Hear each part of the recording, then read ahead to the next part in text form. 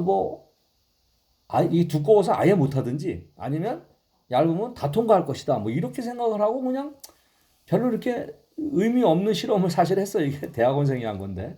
어쨌든 실험을 했더니 이상한 결과가 나온 거예요. 뭐냐 하면,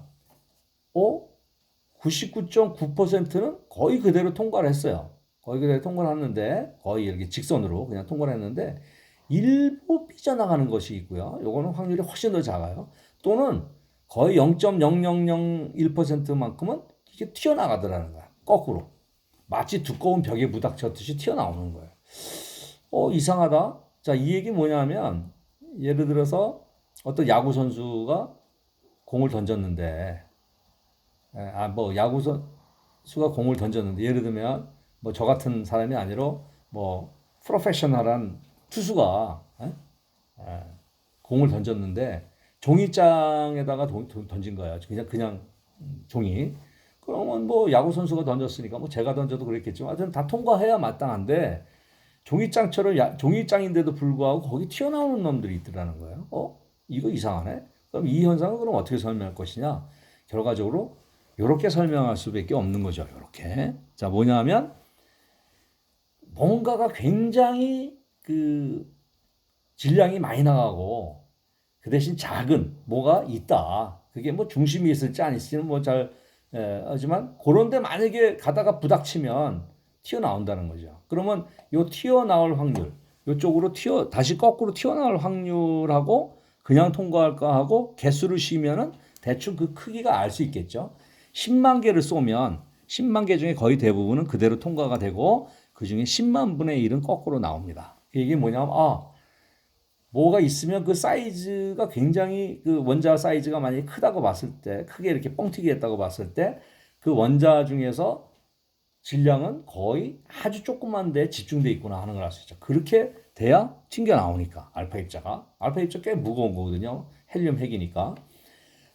그리고 나머지는 거의 대부분 그냥 통과하는 걸로 봐서는 그러면 빈 공간이다. 그런데 여기서 이렇게 휘는 놈들이 보는 거는 알파 입자가 사실은 양전을 띄고 있거든요. 이게 이렇게 휘어나간다는 건 뭐냐면 그 가운데 있는 요 점으로 찍힌 요것들이 모든 질량을 다 가지고 있다고 봐야 되는데 요게 플러스 전하다. 이렇게 된 거죠.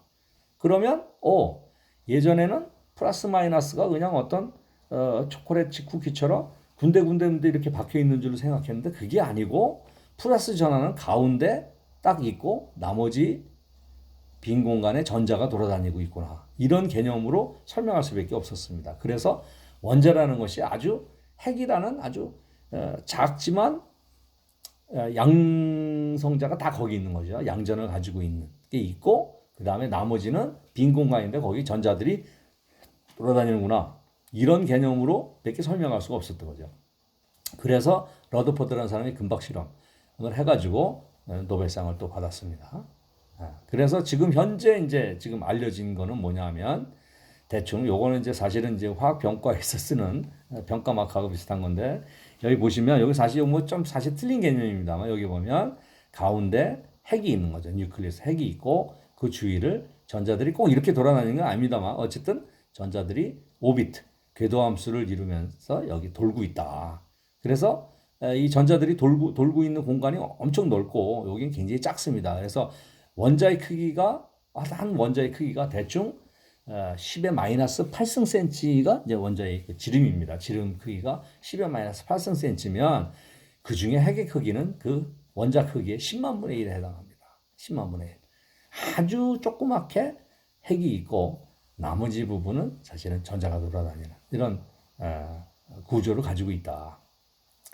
자, 근데 그런 구조를 가지고 있는 거는 이제 사실은 이게 너무나 원자가 작기 때문에 10의 마이너스 8승 센치나 10의 마이너스 13승 센치는 아무리 뭐 이게 눈 좋은 사람, 뭐 현미경으로도 안 보이죠. 이제 전자 현미경을 가지고도 사실 우리가 직접 볼 수 있는 건 아니고 더듬더듬해서 이렇게 대충 보면 이렇게 느끼는 거죠. 더듬더듬해서 어떤 방법으로 보면 더듬더듬해서 느껴보면 이 원자라는 것이 어떤 형태가 있는데 그 원자 형태는 사실은 거의 대부분은 빈 공간이고 가운데 아주 작은 핵이 존재한다. 그런데 전자하고 이제 핵의 이제 양성자하고 중성자가 존재하는 건 이제 나중에 다른 실험을 통해서 다 밝혀진 거고, 쉽게 얘기하면 양성자하고 중성자의 무게는가 1이라고 한다면 비슷합니다. 양성자, 중성자의 무게가. 전자의 무게는 사실은 그것의 한 2000분의 1에 해당합니다. 자, 그렇기 때문에 사실 전자 무게는 무시해도 돼요. 그러니까 모든 무게는 가운데 있는 핵에 있고 나머지는 사실 빈 공간이다. 이렇게 볼 수 있습니다. 아주 특이하죠. 자, 그런데 이거를 이제 우리가 좀 더 생각을 해보면, 그러면 이쪽에 이제 원자가 뭐 이렇게 있다고 칩시다. 그러면 이 원자가 여기가 다 빈 공간이라 그랬는데, 전자가 돌아다니는 빈 공간이라 그랬는데, 그럼 왜 원자 사이즈는 요것만 돼야 되지? 이거 왜 나머지 전자가 돌아다니는 공간을 왜 원자 사이즈를 봅니까? 왜 그러냐면요. 이 원자 옆에 다른 인접의 원자가 또 와 있다면, 이쪽 원자의 바깥으로 전자가 돌아다니고 있거든요. 여기도 전자가 돌아다니고 있습니다. 그렇죠? 다른 이제 원자가 오면. 자, 그렇게 되면 전자와 전자의 반발력이 생기기 때문에 이 두 개의 원자가 아무리 눌러도 더 이상 근접할 수가 없어요.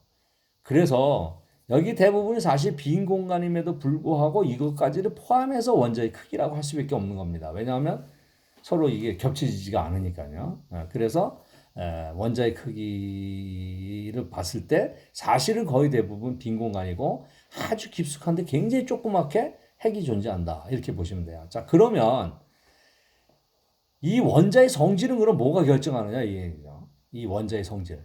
자, 이 원자가 예를 들면은 무게 같은 경우는 사실은 요 핵이 다 결정합니다. 뭐냐면 양성자, 중성자의 무게가 1이고 전자의 무게는 2000분의 1에 해당하니까 전자 무게 무시한다 그러면 양성자, 정성자가 모든 무게 다 가지고 있는 거예요. 그러니까 원자 핵의 무게는 결국은 핵에 의해서 결정되지만 원자의 성질은 그럼 어떻게 되냐? 어떻게 보면은 안고 없는 찐빵이에요. 그냥 여기가 다 그냥 밀가루고 바깥에 밀가루고 여기 안고가 없어요. 너무 작아요. 자, 그러면 이 원자의 성질은 그럼 무엇이 결정하느냐? 저 안쪽이 깊숙한 데 있는 것이 결정하지는 않거든요. 예를 들면 우리가 지구에도 마찬가지잖아요. 지구가 보면 그 안에 우리 지구의 핵이 있잖아요. 핵은 뭐 굉장히 뜨겁고 뭐 어마어마하게 고압이고 이런 상태로 있잖아요. 근데 우리가 지표면에 있는 우리가 사실 그런 거 느낍니까? 못 느끼잖아요.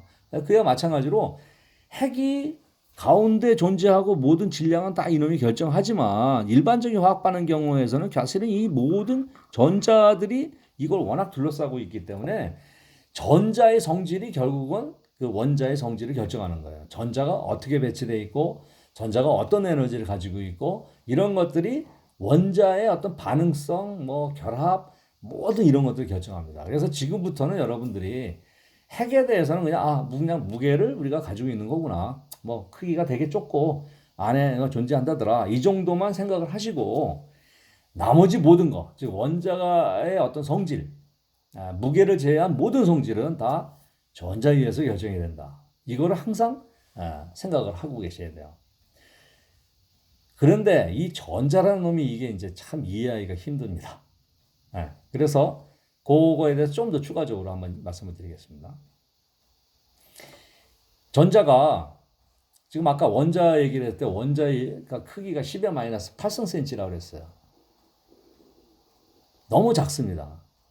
우리가 어떻게 뭐 이게 예를 들면 코끼리 뭐 어떻게 생겼느냐 봉사한테 물어보면 코끼리 뭐 더듬더듬 이렇게 만져가지고 하면은 뭐 하여튼 뭐 이게 대충 뭐 이게 조합을 해보면은 여러 사람 거를 한 사람 것만 하는 게 아니라 여러 사람이 만진 거 조합해보면 코끼리의 뭐 계략적인 모양이 나오지 않겠어요? 뭐 어디가 만질 수가 있다면 볼 수가 있다면 우리가 알 수가 있는데 문제는 그거를 볼 수가 없다는 겁니다. 너무 작기 때문에. 그래서 간접적으로 우리가 하는 방법밖에 없어요. 너무나 작고 너무나 가볍기 때문에 간접적으로 관측하는 방법밖에 없어요. 그럼 그 관측할 수 있는 방법이 뭐냐? 빛입니다. 빛 에너지. 빛이 그래서 굉장히 중요해요. 자, 빛이 굉장히 중요한데 그래서 빛 에너지에 대해서 일단 여기서 한번 끊고 이어서 빛 에너지에 대해서 설명드리겠습니다.